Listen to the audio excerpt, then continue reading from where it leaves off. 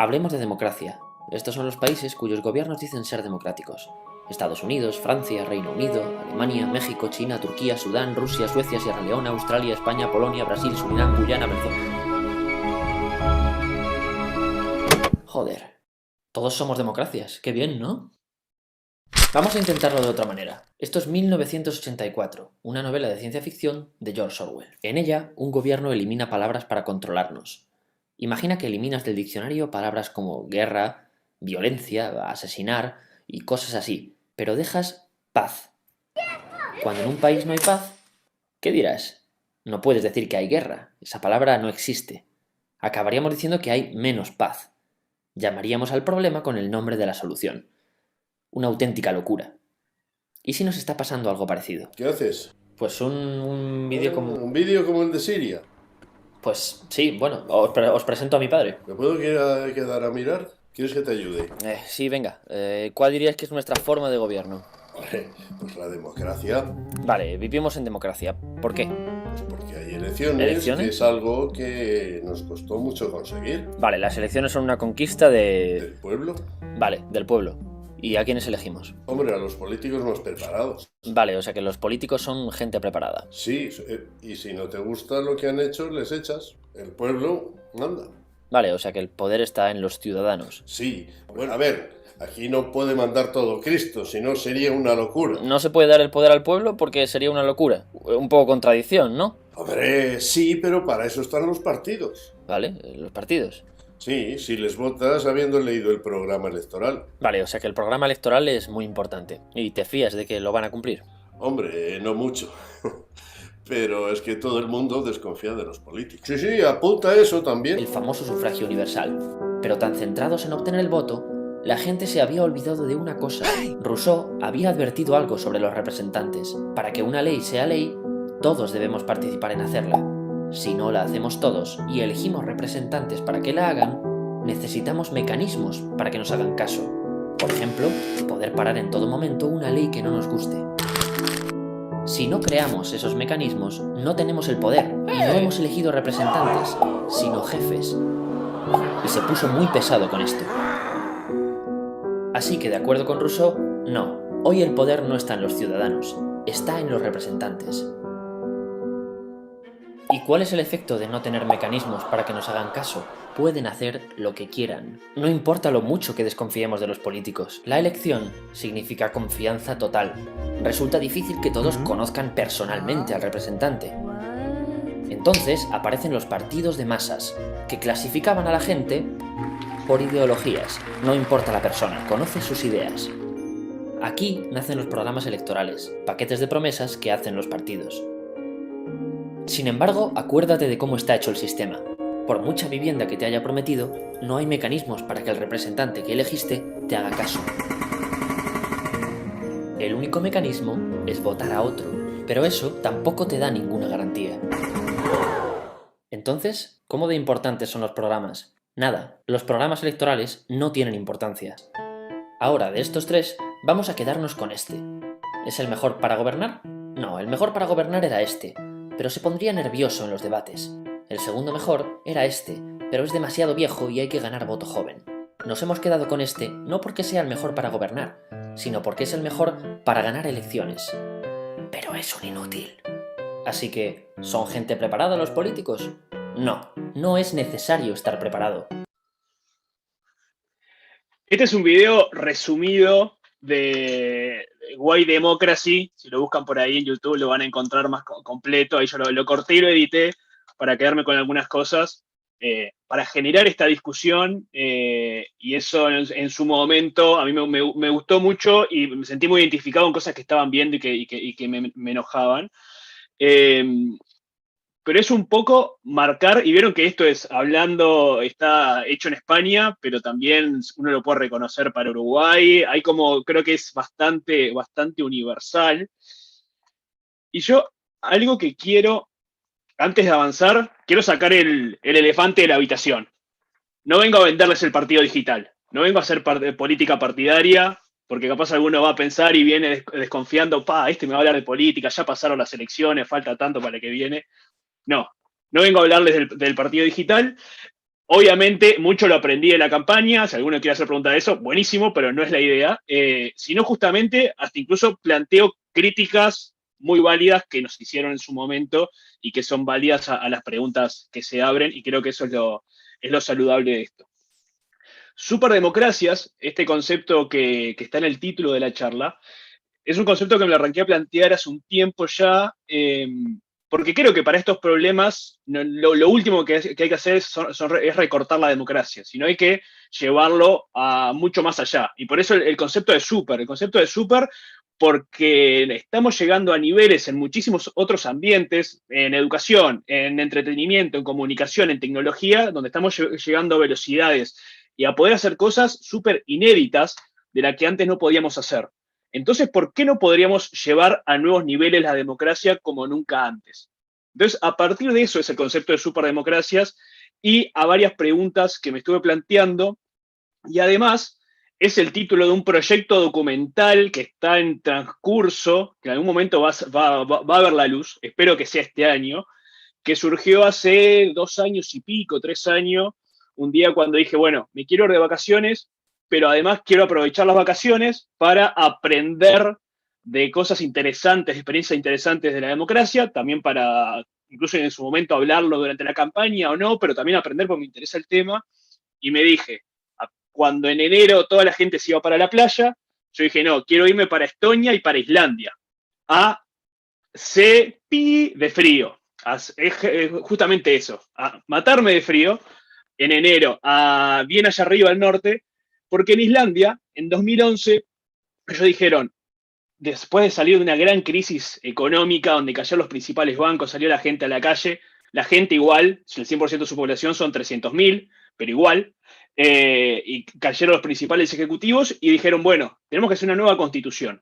La constitución de ellos era heredada, creo, de Dinamarca del año 60, por ahí no tenía una constitución propia creada por ellos, y eligieron a varios islandeses de forma aleatoria para armar su primera constitución, y el resto de la gente le acercaba ideas a través de Facebook y de Twitter.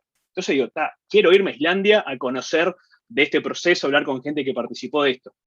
Y después Estonia es el gobierno digital número 1 en el mundo, líder en lo que es gobierno digital, y también puede conseguir un par de entrevistas interesantes que la filmé, y de ahí salió este documental, que les quiero mostrar el tráiler ahora, porque además las 4 preguntas que marca guía son las que voy a tomar como estructura para la charla de hoy.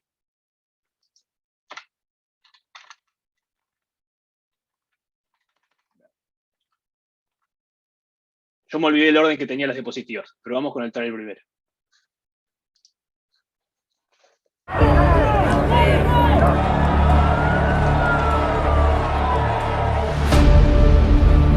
At least 3 people have died. Impeach President Dilma Rousseff. How big problems do you need to have to be able to say, guys, this is not working? If everything is digital, you can't bribe a computer. ¿Cómo sincronizamos la labor humana con la labor de las máquinas? Or they're worried about the jobs that might be lost in the government sector. Or how to combine them. It's not that everybody has to be digital. We need to listen to more people and include more people. People are actually quite smart. You should not underestimate normal people. La democracia tiene que ser un motor que ayude a masificar la inteligencia. Like government cannot cheat because everything is transparent. Todos sabemos que en las democracias de todo el mundo el dinero es poder. Some people are sometimes afraid to be transparent because their tax cheating or whatever might be revealed. A lot of people have these ideas that, oh, well, why don't we just vote on every law? Donde el like deje de ser un like superfluo y pasa a ser un voto. It's not without reason that you have people elected to parliament to discuss these things. You can never live in a society you dream of if you don't put your voice in it. We need to fix it together.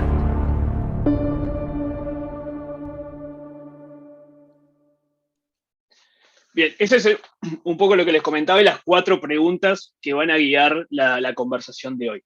Antes de arrancar y meternos de lleno en cada una de ellas, quiero mostrarles con un caso personal un poco más el problema que tenemos, creo, a nivel de democracia y de democracia en Uruguay. y quiero mostrarles una de las cosas más lindas de la democracia hoy, que son los insultos en redes sociales. Y lo más lindo cuando uno los recibe, ¿no? Y cuando uno interactúa con ellos.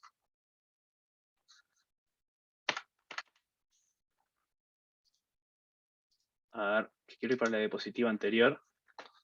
Suerte que no soy el del partido digital, si no sería horrible que me estuviera fallando a mí la tecnología.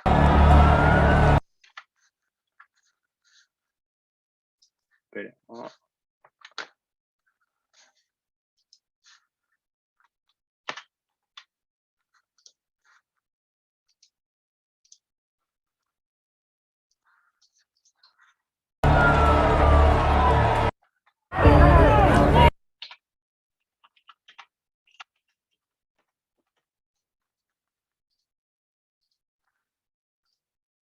Bueno, ahí, a ver.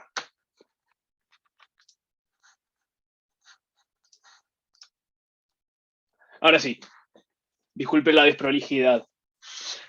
Quiero mostrarles, a ver, estos ejemplos que ven en pantalla. Ahora, como han visto noticias en redes sociales, se está recogiendo firmas para habilitar el referéndum, para derogar la ley de urgente consideración, o 135 artículos de la ley de urgente consideración, y donde se ha politizado mucho, donde lo están recogiendo principalmente las firmas desde la izquierda, y el gobierno y coalición están defendiendo esto. Más allá de quien tenga razón, no vengo a hablar, a discutir los artículos.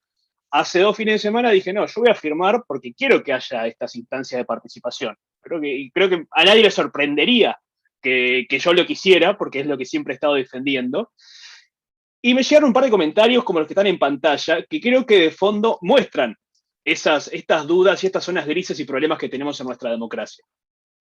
Acá Artemisa, no sé quién será, con la foto de la Mona Lisa, qué honor estar hablando con la Mona Lisa, me dice: te aviso que firmaste para gastar $2 millones en un referéndum en el cual ya se sabe la respuesta. Hay tantos problemas enmarcados en ese tuit, que es hermoso. Ya de por sí, bueno, $2 millones en un referéndum, ¿cuánto cuesta la democracia? ¿Cuánto estamos dispuestos a gastar la democracia? Le duelen los $2 millones a Artemisa, pero no capaz los millones que gastan en cartelería en la calle, su partido en las elecciones. Me lo pregunto en voz alta, no sé qué votó, pero es interesante gastos en la democracia, hasta dónde vamos. La población ya decidió y votó el cambio, justamente hacia lo votado en la LUC. El referéndum es un capricho para mover la imitancia, no llegan y pierden de vuelta, innecesario. Da pena la decadencia frente amplista, mintiendo y buscando estrategias traicioneras para que la gente firme. También entra muchísimo acá, la gente ya lo votó cuando votó en teoría las elecciones, o sea, esta persona asume que elegir un candidato ya es aceptar absolutamente todas las ideas que está defendiendo y proponiendo. Creo que se conforma con poca cosa. Esa se sabe no sé cuánto, el usuario ese. Y después abajo dice: entonces, porque si la población decidió en contra de la reforma Vivir Sin Miedo, el gobierno de turno insiste en imponer artículos de dicha reforma. Interesante retruco. Entonces ahí a veces la democracia funciona una cosa y otras no. De nuevo, como ven, son argumentos de ambos lados. No estoy inclinando la balanza hacia ningún lado, pero en esta discusión se muestran muchos problemas de la democracia que tenemos. Para algunos, a veces, instancias de participación sirven, para otros no, depende cuáles. Bueno, ahí uno me dice: ¿me explicás por qué estás en contra de que una lacra que da droga a menores se le suba la pena? Si ustedes revisen a ver mi texto, en qué momento yo estoy expresando eso. Bueno, pero yo estaba asumiendo que estaba en contra de eso. Yo ya lo decidí cuando voté también. Otro dice que cuando se votó el contenido no estaba porque se mostró 2 meses después. Otro que me retruca: pero si estás diciendo eso, firmaste todos los anteriores, y me lista todos los referéndums anteriores. Digo, súper interesante, y no lo estoy mostrando como para ridiculizar a nadie acá, porque hay de todo. Pero en estas discusiones, creo que acá alguien más que me dice: bueno, el plebiscito cuesta plata, y otro que me dice: el problema es que los referéndums son ineficientes, votar en persona lleva tiempo y al ser obligatorios todos tienen que votar y caros. En teoría lo que planteas es interesante, para la práctica muy efectivo. Buenísimo, a ese le contesté: hagámoslo más efectivo. Pero lo que quería mostrar con esto es: estos problemas también se están dando, lo estamos viendo, lo estamos viviendo ahora. Se llega o no se llega a las firmas. Hemos pasado los últimos 10 años referéndum y recolección de firmas que han llegado, otras que no. Me acuerdo de la ley de riego hace unos años. Y justamente estas campañas y generar y gastar recursos para que la gente pueda votar. Entonces, creo que hay un problema evidente de que falta un poco más de participación y llevarlo a más niveles a esta democracia y, por qué no, a esta superdemocracia. Y por eso, la charla de hoy y las preguntas que planteaba ahí en el tráiler. Y de nuevo, si alguno ya quiere tirar un comentario o alguna cosa, no es así, estás diciendo cualquier pavada, el chat está abierto o anótenselo, así lo conversamos en un rato. Pero vamos con las preguntas. Así arrancamos con esas 4 preguntas que vimos en el tráiler y voy a compartir sobre cada una de ellas factores que creo que son importantes que tenemos que tener en cuenta. Cosas que están a favor, cosas que están buenas y problemas, desafíos, que yo no tengo la solución y que no sé si hay solución definitiva, como todo hay que irlo evaluando e ir probando. La primera, ¿y si tu gobierno fuera 100% digital? Vieron que ahí en el tráiler era la primera pregunta y una de las primeras cosas que decían era "You can't bribe a computer", no puedes coimear una computadora. Una frase que me encantó, quien lo decía ahí era Tavi Kotka. Tavi Kotka fue el CTO o el gerente de tecnología de Estonia creo que hace 10 años, cuando arrancó su proceso fuerte de transformación digital. Era la cabeza 1 de tecnología en Estonia para justamente hacer este proceso de transformación digital. Tuve el tremendo placer de almorzar con él un día cuando fui en este viaje y filmar después la entrevista. No sé por qué siempre cuando hablas con alguien en algún momento tuvo conexión con Uruguay o pasó por Uruguay. Él había pasado por Uruguay, se descompensó del estómago, tuvo en el británico, ni idea, pero bueno, cosas que pasan, random. Pero con él estuve conversando y fue una de las cosas que me decía, a ver, acá nosotros nos digitalizamos, mi hijo no sabe lo que es una fila, porque todo es digital, y una de las cosas principales es, vos no podés coimear una computadora. Entonces, el tener el gobierno digital es una de las primeras cosas que hay. Acá yo lo que presento es, sí, es un factor como súper importante, es algo que no es simplemente, bueno, quiero que no se pueda coimear una computadora, que un gobierno sea digital y que se pueda eliminar la corrupción, o por lo menos sacar o bajar las probabilidades de que ocurran hechos de corrupción, eso repercute directamente en los ingresos que hay disponibles para la gente. Por ejemplo, CEPAL lo que expresa es que se pierde en corrupción en América Latina el doble de lo que se requiere para brindar un ingreso básico de emergencia a todas las personas en América Latina y el Caribe que viven en pobreza. Entonces, no es solo un tema de, bueno, son corruptos más, menos, y que un gobierno digital podría eliminar eso, sino que también eso puede impactar directamente en recursos para personas que lo necesitan. Igual, esto suena muy lindo, uno no puede coimear a la computadora, pero puede coimear al programador. Yo tampoco quiero vender todo color de rosas. Digo, siempre la tecnología, alguien la hace a la tecnología. A ver, estoy diciendo el programador como estoy diciendo la empresa. Entonces, mismo, cuando escuchen a alguien hablando de la magia de la tecnología, siempre vean atrás quién la hizo, las intenciones. Entonces, son cosas que tenemos que tener en cuenta cuando hablamos de esto. La tecnología en sí misma no soluciona nada. Hay que tener en cuenta de cómo se implementa y cuál es el contralor que hay para que eso realmente funcione de la forma que dice que tiene que funcionar. Después, lo otro que decía en el tráiler, que decía, bueno, había gente que iba a estar en el sector público preocupada por perder su trabajo. Y acá entra toda esta gran discusión del futuro del trabajo y de los puestos que se van a perder por la automatización, porque los algoritmos se van a encargar de realizar cada vez más tareas. Bien, eso es algo que está, que no va a pasar o que no solo va a desafiar a los puestos públicos. Eso es creo que es una discusión como mucho más grande que tenemos que tener. Lo que se están viendo en muchas industrias es que las máquinas y los algoritmos están desafiando trabajos los que más se pueden automatizar, pero también están creando otros. Ahí hay otras ideas que se conectan, como lo que es la renta básica universal. No sé si es una solución mágica para todo, pero son cosas que vienen de la mano. Y acá, por ejemplo, de los grandes experimentos que se han hecho a nivel mundial como para ver, bueno, poder tomar algunas conclusiones, en Finlandia fue, hasta ahora, por lo que vi, el único experimento que se hizo a nivel país con una muestra aleatoria de gente a la que le eligieron 2.000 personas entre, creo, 25 y 58 años, a la que les dieron $600 por mes. 2.000 personas de distintas posiciones, de distintos niveles socioeconómicos, a que le dieron $600 por mes, como para hacer una prueba de lo que es la renta básica universal, que es darle dinero a personas sin pedirle contraprestaciones, con la intención de, bueno, voy a cubrir las necesidades básicas de las personas porque hay muchos trabajos que se van a perder debido a la tecnología. En otro momento se llamaba otra cosa, ahora se llama renta básica universal.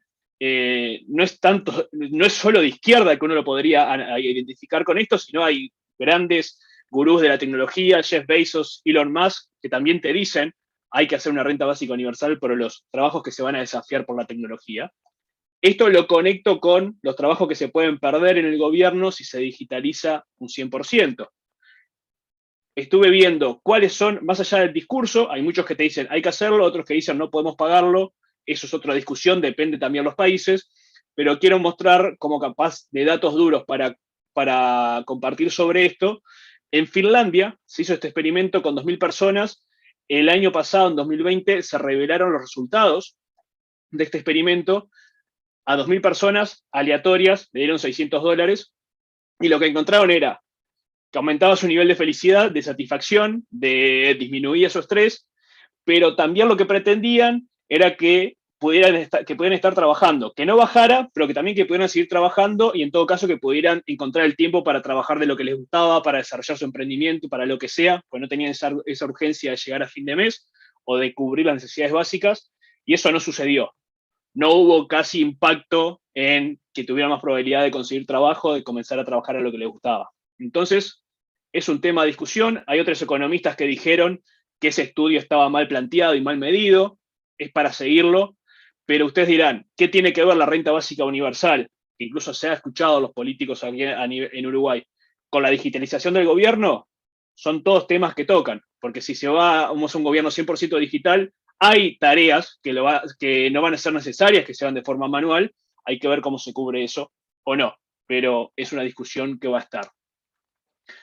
Después lo otro que tenemos es, cuando vamos a un gobierno 100% digital, tenemos un tema de seguridad. Un tema de seguridad de los datos, un tema de seguridad de la información. Y ahí es una de las cosas, depende cuánto se preocupan las personas, cuanto más conocen de la parte técnica o no. Está el cuco, obviamente, de los datos. Muchas veces la parte de seguridad pasa por la educación y el uso a veces poco responsable que tenemos a nivel de usuario, pero después también de la poca estructura y medidas que se toman a nivel empresas o a nivel gobierno. Antes de esta charla hice la búsqueda de qué problemas de data o de filtrado de información que hubo últimamente, y filtré por noticias, y ahí encontramos de las últimas semanas y horas, British Airways, LinkedIn, un gobierno en Estados Unidos, donde se había filtrado información.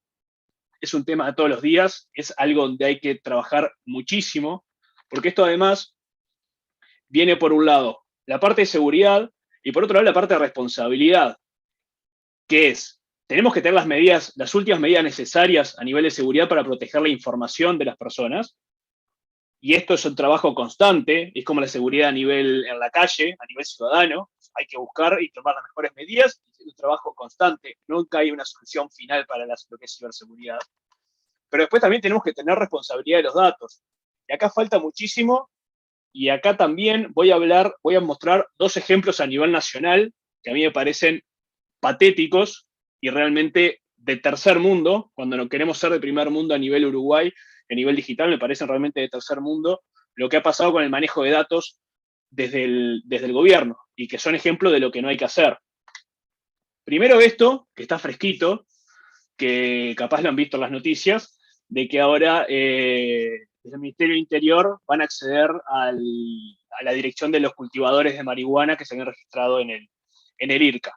Y Radio dijo, esto es una estafa, esto es una trampa, porque en su momento se le había dicho que no, que esa información iba a estar segura en el organismo que le compete manejar esa información, y ahora se iba a compartir a otros organismos.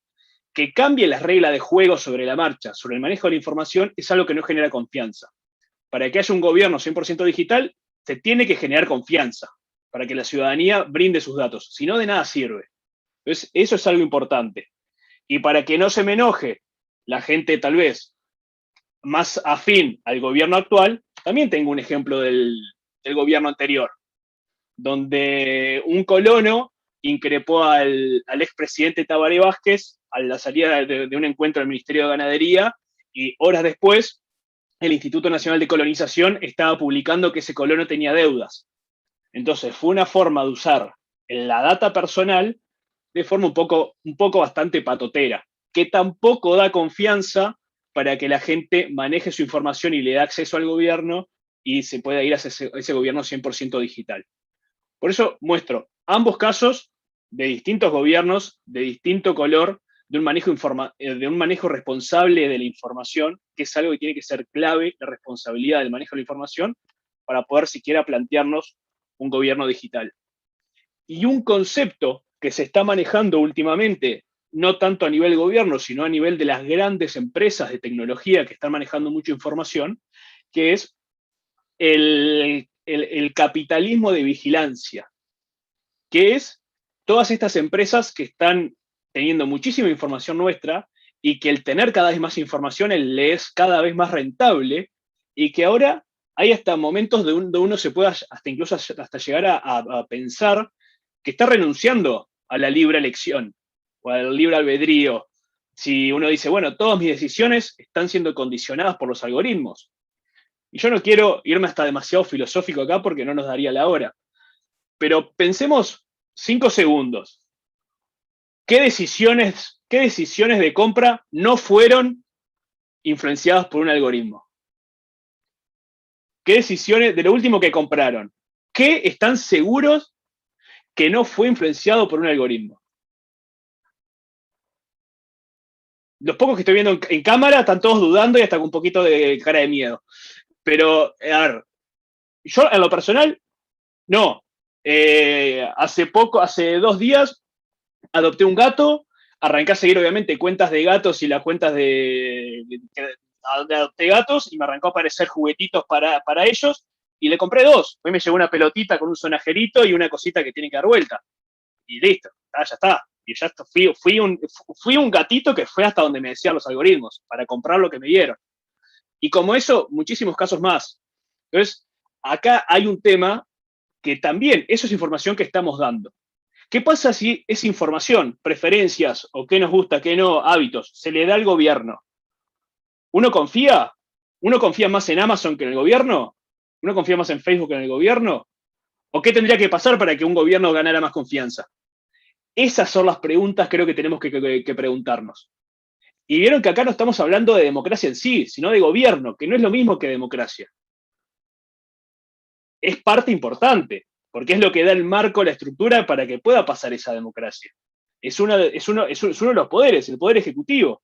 Pero nosotros tenemos que confiar para después también poder participar para poder participar en las otras instancias donde podemos participar, ya sea controlando, ya sea expresando nuestra opinión. Pero si no controlamos en participar, no vamos a confiar en que, bueno, nuestras elecciones realmente sean secretas, y esa información se maneje de forma responsable. Entonces, acá lo planteo como uno de los grandes desafíos. Una de las cosas que no son inéditas a nivel gobierno ya nos está pasando con empresas a las que no les conocemos las caras, o quienes realmente están manejando esa información en Amazon, Facebook y Google. Es un tema que impacta en lo que es el camino hacia una superdemocracia. Vamos a otra de las preguntas. ¿Y si pudieras proponer leyes desde cualquier lugar? Esto es un poco, sí, yendo más a la parte de democracia y poder proponer ideas y que nuestras ideas sean escuchadas. Acá creo que una de las cosas importantes y lo lindo de esto es eso de la co-creación, de que más voces sean escuchadas, más preocupaciones sean escuchadas, y creo que eso es algo como súper positivo y bastante universal en la intención, en el discurso. Creo que nadie habla de eso. Todos dicen, yo escucho a todos, yo quiero escuchar todas las preocupaciones.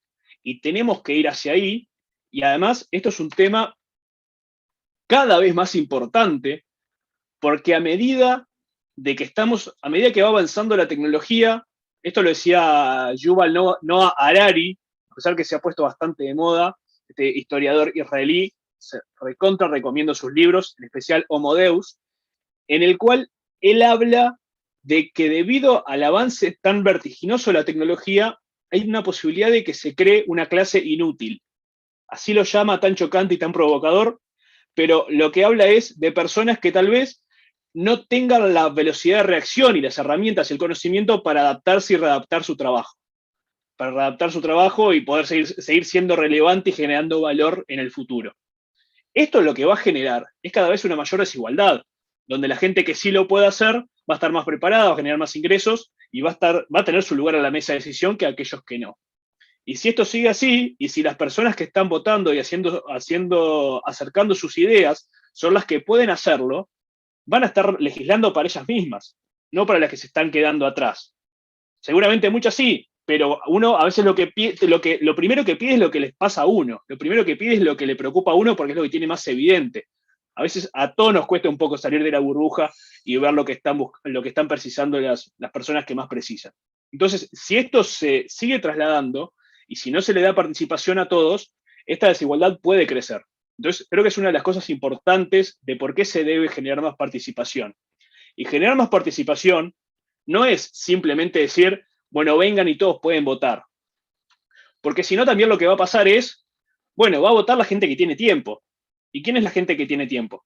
La gente que tiene su hora ociosa al final de la tarde y que no tiene que hacer doble turno para llevar el pan a su casa, la gente que tiene su tiempo ocioso por una forma u otra, y terminan votando y también legislando quienes están capaz de un nivel socioeconómico medio alto. Entonces, no es simplemente por un tema de habilitarlo que se va a generar el efecto deseado.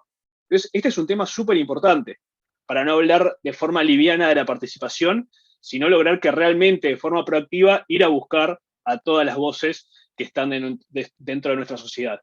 Porque incluso hasta puede llegar a generar el efecto contrario, que se perpetúen esas desigualdades. Creo que una de las cosas interesantes justamente es, si se logra ese objetivo, traer nuevas soluciones a la mesa, de que no solamente quienes tienen tiempo, quienes tienen acceso a las tomadoras de decisiones, que estén brindando esas ideas. Y acá planteo una idea capaz llamativa que la escuché en un libro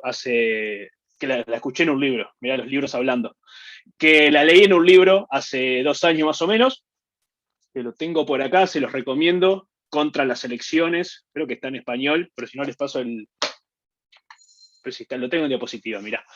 Después les paso el link, igual si alguno lo quiere ver. Pero describe un poco sobre los distintos problemas que tiene nuestro sistema, y lo que dice, que incluso dice que tiene bastante sustento histórico, es, no quiero hablar de democracia representativa, no quiero que todos voten, sino dice, quiero hacer sorteo. Quiero elegir de forma aleatoria distintas personas en la sociedad, una muestra lo suficientemente grande para asegurarme que en esa aleatoriedad estén representadas los distintos tipos de personas y que ellas puedan participar y ofrecer sus ideas. Que es un poco lo que sucedió en este ejemplo que les contaba de forma muy breve al comienzo. Para generar la constitución en Islandia en el 2011, eligieron a 1000 personas de forma aleatoria, a la que a ella le acercaban ideas al resto de los habitantes de Islandia a través de Facebook y de Twitter. Pero fue de forma aleatoria. Incluso si lo arrancan a buscar, se llama sortition en inglés, pero también democracia más aleatoria, hay como distintos casos. Hay como muchos ensayos defendiendo esta idea. En lo personal, no me convence del todo. Yo creo que hay que ir a apuntar a lo súper. Creo que eso sería un parche intermedio. Creo que hay que ir a apuntar a lo súper y que todos puedan participar cuando lo quieran hacer. Pero hay ideas de tomar muestras realmente aleatorias de la población para que decidan sobre ciertos temas, para lograr esa representatividad que de otra manera no se lograría. Cuando estuve hablando con gente que estuvo en este proceso de elaboración de la Constitución en Islandia, hablé con una de las voceras, una abogada, y me dice, las dos cosas que tuvimos mal, que yo lo haría mejor para otro proceso de este tipo, tomar una muestra aleatoria y proponer y co-crear o discutir ideas, que era eso, la primera versión de la Constitución, 2 cosas lo haría mejor. Tener más tiempo, ellos por presiones políticas electorales tuvieron solo 4 meses para discutirlo. Y lo otro me decía que se le pague a las personas que están en esa muestra. Porque también dentro de esos 1.000 islandeses pasó de que había personas que tenían más tiempo para dedicarle que otros. Porque había algunos que tenían que trabajar más, dedicarle más tiempo a sus estudios, trabajo, familia. Entonces, eso también impacta la participación. Nunca es solo el acceso, sino también es la posibilidad real de participación lo que juega en esto. Y después está el tema de la ideología, que fue, creo, acá el comentario a nivel, sí, campaña electoral, partido digital, es la primera pregunta que nos hacían. ¿Y qué ideología tienen? Yo sé que ustedes son unos chetos de derecha. No, yo soy unos comunistas, no sé qué. Según el lente con que nos miraran, eran hacia donde nos tiraran. Pero acá quiero leerles una página del libro Tabaré Inédito. Porque algunos se enojó que capaz que la noticia anterior que mostraba le pintaba una imagen negativa. Quiero leerles estas palabras del libro que sacó Gabriel Pereira hace unos meses sobre conversaciones inéditas con Tabaré Vázquez del 2011, o sea, hace 10 años, pero que recién ahora con la luz. ¿Y usted piensa que la herramienta de la computación puede cambiar la democracia en los ámbitos de participación? Totalmente. En el caso del Frente Amplio debe haber cientos de jóvenes que no van a pisar jamás un comité de base. Ni lo pisaron, ni lo van a pisar, ni les interesa. Yo he hablado con jóvenes, no, ¿qué voy a ir ahí a perder el tiempo 4 horas? Hay otra dinámica en la sociedad nuestra, en el mundo en general. En cambio, con una computadora, con el teléfono celular, los gurises, yo estoy seguro que las próximas generaciones, dentro de 1000 o 2000 años, vamos a tener un pulgar enorme. Si usted va a los gurises, permanentemente están hablando y pim, pim, pim. Es una cosa extraordinaria la mente humana. La inteligencia, las capacidades que uno tiene y a veces no descubre. La tecnología es un desafío para descubrir capacidades. Y lamentablemente, desde mi modesto punto de vista, y no porque esté añorando nada, se me terminó el periodo de gobierno y no pude completar el plan Cardales. Esto fue 2011, después de su primer periodo de gobierno, antes de su segundo. Y dice Gabriel Pereira, bueno, eso es lo siguiente, pero para terminar con esto, cuando uno habla de la herramienta, uno puede bastardear la herramienta y quitarle todo contenido filosófico e ideológico.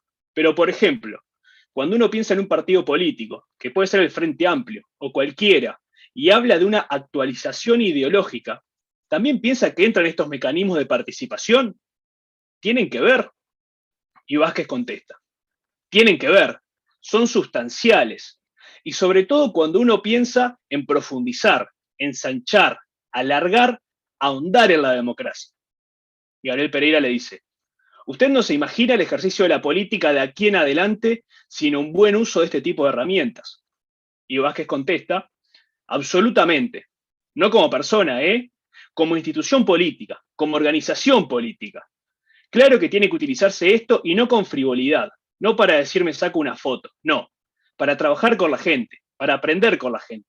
La gente es inteligente, la gente sabe. Todos tenemos capacidades intelectuales en mayor o en menor grado. Más allá de que parecería que fueran las palabras del candidato al Partido Digital, pero no, era del expresidente Tabaré Vázquez. Y lo comento esto porque, más allá de a nivel ideología, yo me pregunto, ¿no habrá tal vez esa izquierda participativa, esa derecha participativa, o simplemente lo que es la participación llevada a extremos donde no se ha hecho, no sea una ideología en sí misma, ya que busca algo muy democratizador y es muy capaz siguiendo el espíritu del 99% de Wall Street, cuando en su momento ese movimiento donde decía de los indignados en Nueva York, que eran, bueno, está el 1% que toma decisiones, nosotros somos el 99%. Creo que hay muchas preguntas ahí a debatir y a seguirse preguntando de si en sí mismo es una ideología o es un nuevo nivel o una nueva variante de las distintas ideologías ya existentes. Eso no tengo yo la solución, no tengo yo la respuesta, pero quería compartir esos puntos de vista para también capaz que lo pensemos juntos. Y vamos llegando ya sobre el final, las dos últimas, o creo que la última ya pregunta. Y si pudieras controlar las finanzas públicas en línea, que esto se conecta bastante con el gobierno 100% digital que veíamos en la primera pregunta. Y acá creo que también Tavi Kotka en el tráiler decía, el gobierno no puede engañar. Y eso decía, está buenísimo, pero a veces a gobernantes o políticos le puede generar cierta duda. Y acá lo otro que agrego es, cuando uno habla de esto, habla de la transparencia, y siempre se habla muy bien de la transparencia. Y el otro día me pasó, participé en una jornada con que había varios diputados de Argentina, había un representante de Chile también, y había una diputada de la provincia de Buenos Aires que dijo algo que me dejó pensando, y quiero sacar del prejuicio barato y vacío que uno puede tener a político argentina. Pero dice, todo bien la transparencia, pero muchas veces si uno es transparente, es bravo sacarse el prejuicio. Pero dice, si uno es transparente, es complicado a nivel político poder hacer las negociaciones necesarias o el manejo necesario para hacer que ciertas cosas pasen. Como diciendo, bueno, si yo estoy transparentando siempre todas las finanzas, le sacás margen de acción al político para que haga que las cosas sucedan. Yo le discutí, igual, digo, prefiero que pierda un poco de margen de acción y que la transparencia esté para evitar los males mayores, pero es una discusión también, de que para este tipo de cosas que pasen, se requiere un poco de todas las partes, y hay que ver si la transparencia para todos los políticos, en todos los casos, es algo que se puede implementar, es algo realista de implementar. De nuevo, para que quede registro, yo creo que sí, quiero transparencia extrema siempre, pero comparto ese punto de vista de una diputada de la provincia de Buenos Aires cuando estuvimos hablando de estos temas, de que políticos pueden ver que pierden margen de acción cuando ellos toman las decisiones capaz sobre ciertos fondos de cosas que si estuvieran transparentes no lo podrían hacer.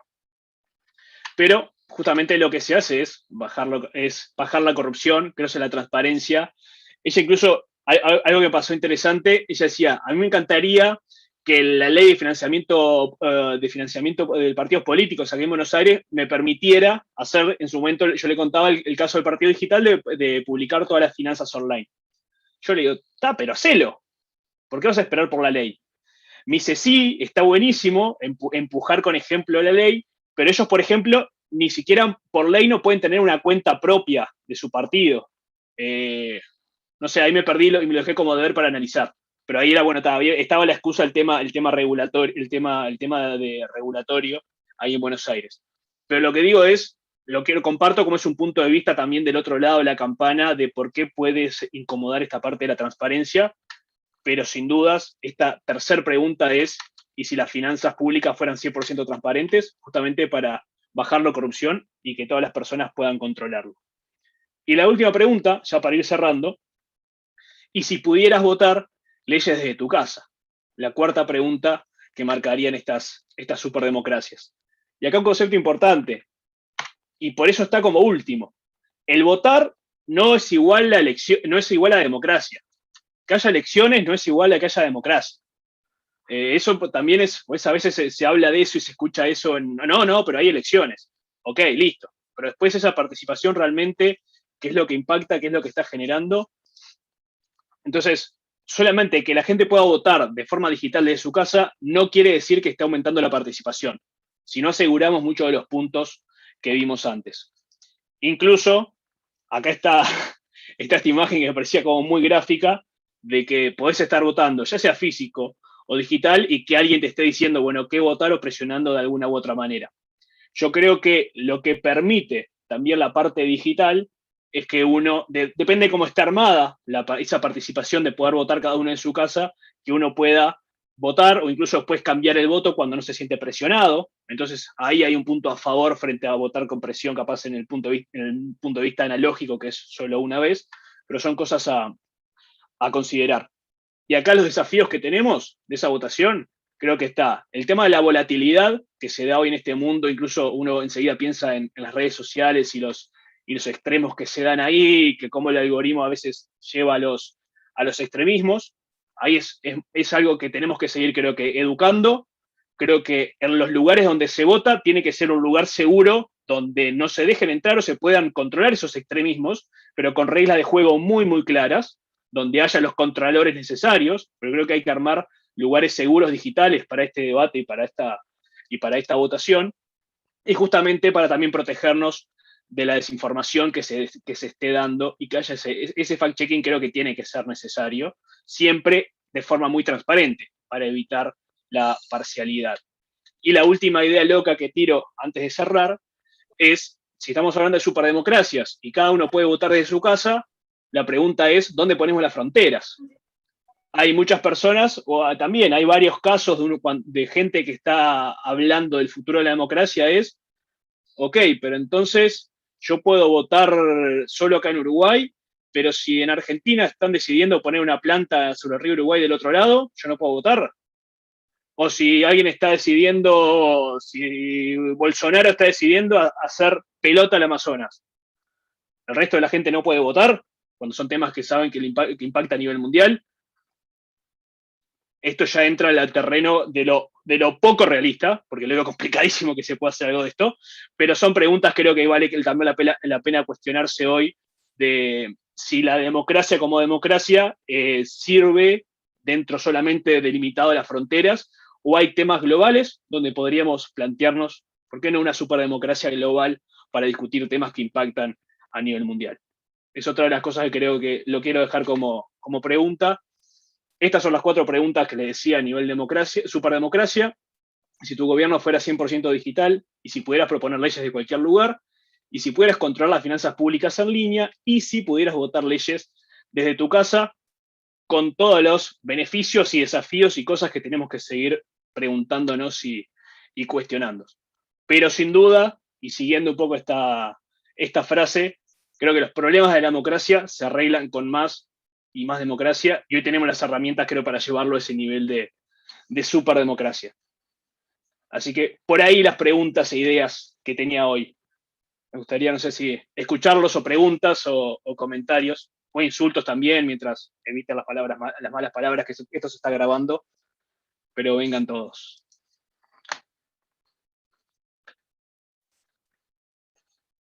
Voy a dejar de compartir.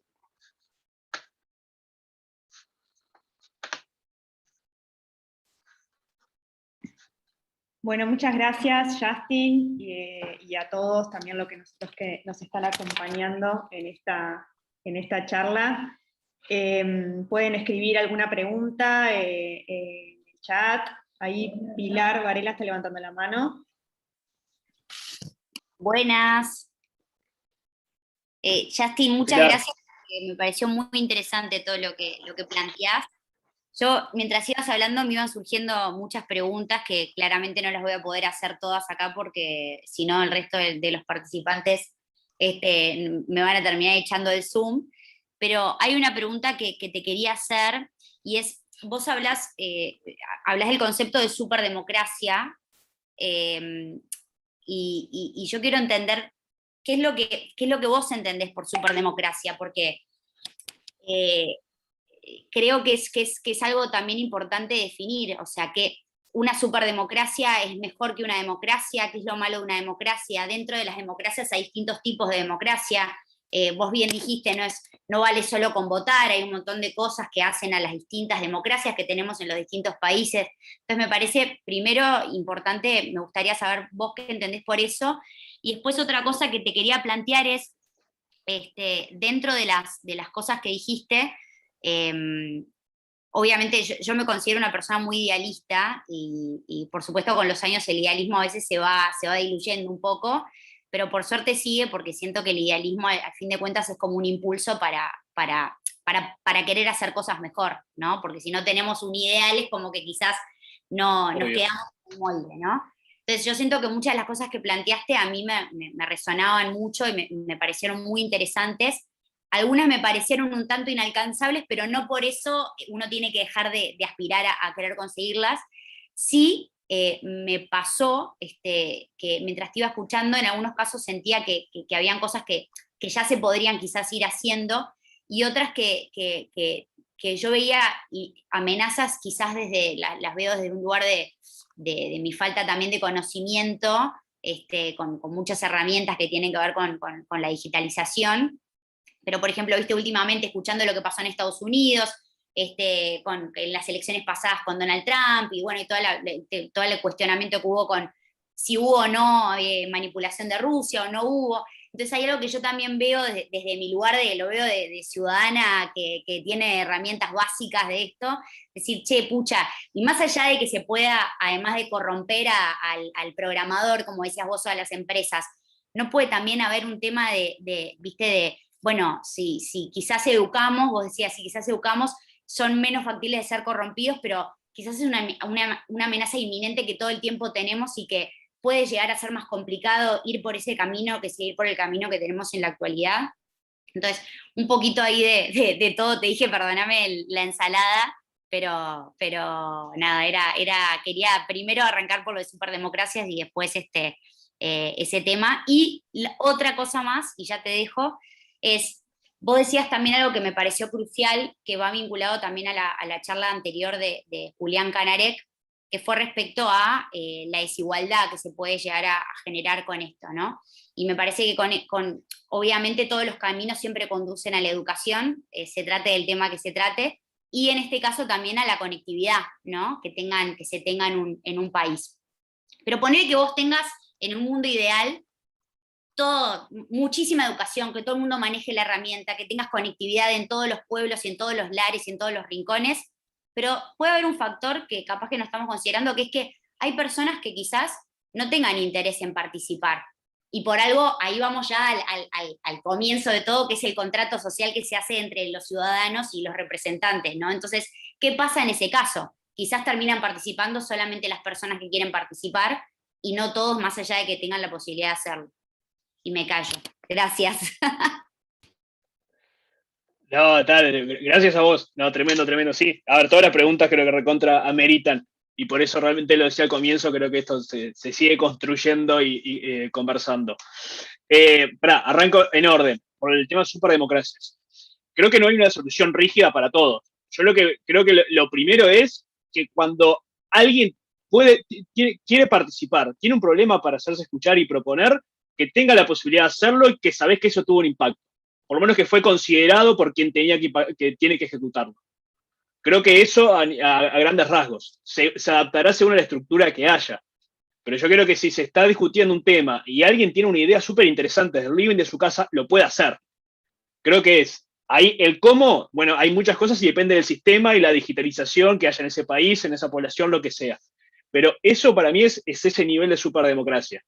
De quien quiera participar lo puede hacer. Eso creo que es al nivel al que hay que llegar. Es fácil decirlo, hay que conseguir muchas cosas que se logren. Creo que por eso también, para llegar a eso, hay que ir armando todas las cosas que comentaba. Lo del gobierno digital no es por el hecho solo del gobierno digital, sino es también para armar esa infraestructura para que eso pueda ser posible.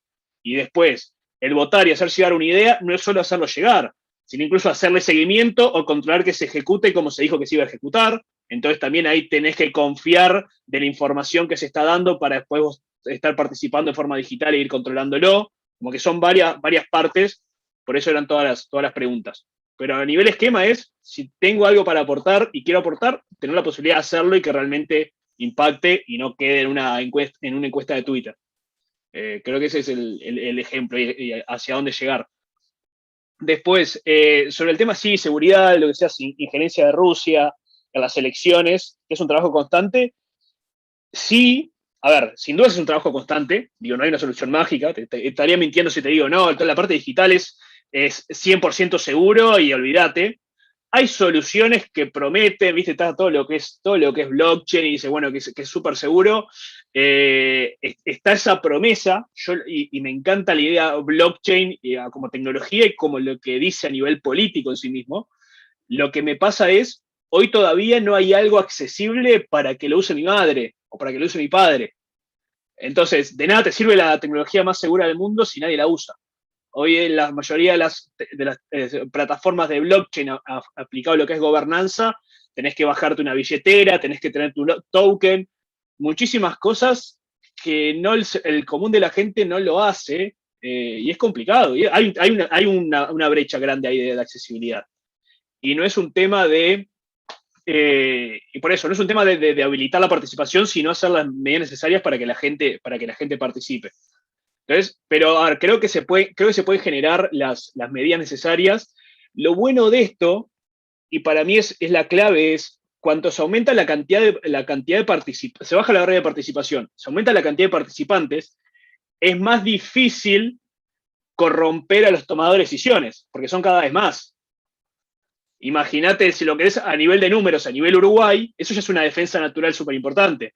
Se va a votar una ley, bueno, alguien que quiera hacer lobby, capaz tiene que ir y convencer a 10 diputados para inclinar la balanza. Si se hiciera de forma descentralizada a nivel Uruguay, capaz tenés que convencer, bueno, a 500.000 personas. Entonces creo que ahí hay un tema grande ya a nivel natural, más allá de lo que es tecnología. Y después lo otro, la desigualdad, sí, a ver, es clave. Y acá pasa mucho, y eso para mí es uno de los principales, los problemas más grandes, creo, en de llegar a ese idealismo que planteo, que hay un tema tecnológico, creo que falta un poquito nomás capaz para esa parte de accesibilidad de blockchain, para brindar esa seguridad, creo que se puede resolver, porque todo el mundo tiene los incentivos para que la seguridad informática se resuelva. Digo, estamos manejando nuestra plata toda digital, alguno dirá, ¿qué le importa más si la plata o su voto? A mí todavía mi voto, pero estamos ahí, son las cosas más importantes y están los incentivos para tener las soluciones necesarias a nivel de seguridad digital. Pero mira, el periodo pasado me pasó que me reuní con un diputado que estaba en el periodo anterior, y me dice, no, nosotros en el Parlamento somos súper transparentes. Nosotros pusimos la transmisión, arrancamos a transmitir por YouTube las sesiones de la Cámara de Diputados. Yo decía, sí, ¿cuántos lo ven? 30 por sesión. Le digo, yo justo la semana pasada estuve viendo no sé qué tema que estuvieron discutiendo sobre Venezuela y éramos 32 mirando esto. Y me dice, bueno, pero si la gente no se conecta no es culpa mía. Y ahí está el tema, de que no es habilitarlo, es hacer las iniciativas necesarias para que la gente participe.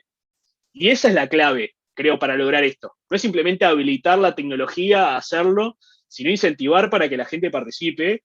Y yo creo que también, una vez que está hecho todo lo necesario, bueno, quien no quiera participar y no quiere participar, no participará. Pero en algún momento, si esto arranca a funcionar, va a aprender de que le vale la pena participar. Porque su participación ve que hay un resultado ahí, que ve que tiene impacto. Entonces creo que también es eso. Hoy la apatía es, no pasa nada. Si yo voto una vez cada 5 años, cada 4 años, según el país, y no cambia mucho. Pero creo que una vez que se van alineando los incentivos, se va generando la recompensa necesaria para quienes participan, eso se puede ir alineando. Pero sin dudas hay que hacer esfuerzos proactivos para que la mayor cantidad de gente pueda participar. Si no pasa como eso, como el Parlamento. Capaz hoy con la interpelación lo votaron un poco más, lo miraron un poco más, pero también son números como súper bajos. No es algo que sea transparente y que todo el mundo lo esté mirando. Para mí tienen que hacer videitos chicos, tienen que hacer clips, tienen que hacer memes, no sé, jugar con otros medios de comunicación, aunque se hable de política, pero hay que sacarse el uniforme a veces si lo que se quiere es esa accesibilidad. Hay una pregunta del chat. Luca pregunta, una participación masiva en la toma de decisiones, donde participa el 99%. ¿Cómo se armoniza con la profesionalización que tanto le exigimos a nuestros gobernantes? Está buenísima la pregunta, yo creo que va alineado y te cuento por qué, y si es algo que no estoy considerando, mandalo de nuevo, Luca, ahí en el chat. Hay dos cosas que hay que cambiar, hay dos cosas que hay que diferenciar. La participación, yo la veo y por donde la planteo es a nivel legislativo donde se votan las leyes y donde se vote capaz los lineamientos de lo que tiene que ejecutar el Ejecutivo. Entonces, la participación esta que planteo a nivel de superdemocracia es a nivel legislativo, en el Ejecutivo ejecutan los gobernantes, ¿sí? Creo que con instancias periódicas donde la gente pueda participar, revisar y actualizar cosas, pero ejecutan los gobernantes. Yo creo que mejora esa profesionalización, porque si sabés que tenés 3 millones de ojos arriba y que están controlando, aumenta esa exigencia, aumenta los incentivos para profesionalizarse. Entonces, yo ahí lo veo como un feedback positivo, de que haber cada vez más gente presionando para que eso se haga bien. Por eso, pero creo que la clave es diferenciar lo que es legislativo y lo que es ejecutivo. Pero no sé si va por ahí o había otra parte de la pregunta que yo no estaba contemplando.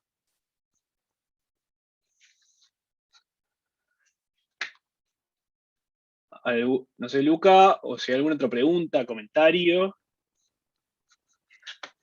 Yo, bueno, no sé si Luca quiere decir más, si no me meto yo, que le sacaste el cuerpo, vamos a decir, le sacaste un poco, ahí dice genial, quedó clarísimo tu punto de vista.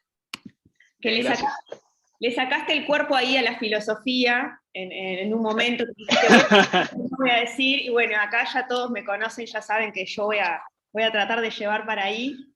No, pero dijiste algo que creo que está bueno para considerar ya desde, por decir algo, me acuerdo de un texto de 1994, ahora dijiste 2011, hace 10 años, acá dijimos, wow, no puedo creer que hace 10 años, pero en 1994 hay un texto de Taylor, Ética de la Autenticidad, que refiriéndose a los malestares de la modernidad o a los problemas de la modernidad, habla del despotismo blando.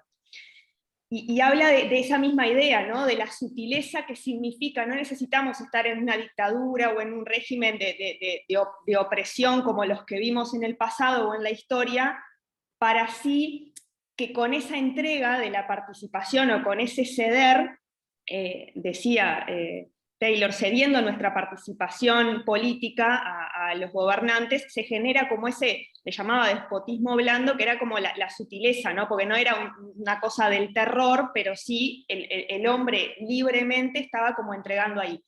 Y terminaba hablando de que eso podía significar para las personas incluso una pérdida de dignidad, ¿no? Porque también en la participación y en esto de formar parte de la construcción del espacio público, de una forma filosófica, pero también real, digamos, ahí se juega la dignidad de las personas, ¿no? Eso, eso es un comentario, nada más que me surgió de que en realidad ya hace un tiempo se viene poniendo el acento en eso, ¿no? En lo que significa para el ser humano la participación en la vida pública, ¿no? Y después otra cosa que me disparó también cuando hablaste de la transparencia, es que hay otro que es, bueno, hay varios, pero por ejemplo Byung-Chul Han, que es un filósofo coreano que también está bastante de moda, se refiere a la sociedad de la transparencia y dice algo que también me parece interesante, que es que en realidad la transparencia que nosotros exigimos a los políticos, hoy en día cuando se habla de transparencia, en realidad lo que queremos saber no es tanto una transparencia a nivel por ahí de políticas públicas, sino que capaz que nos interesa más saber como el entretelón de qué pasó en Twitter o qué pasó con la esposa ¿no? Como más a ese nivel es la transparencia que estamos, y ahí como un poco decía Pilar que traía lo de la educación, y queda también ahí bollando la pregunta de por dónde hay que llevarlo, porque también ahí al final lo decías, pueden estar los espacios, pero capaz que si las personas no estamos como para ocuparlos, ¿qué pasa ahí? Y eso de la transparencia, creo que también hay varios o hay varios análisis en esa dirección, ¿no? De que estamos como en una época de la apariencia, y entonces el papel de las redes, y que todos tenemos que estar como en un escaparate para tener valor o para ser considerados, bueno, como en toda esa cuestión, ¿cuál es el concepto de transparencia o cuál es la transparencia que hoy día le estamos exigiendo a los políticos, ¿no?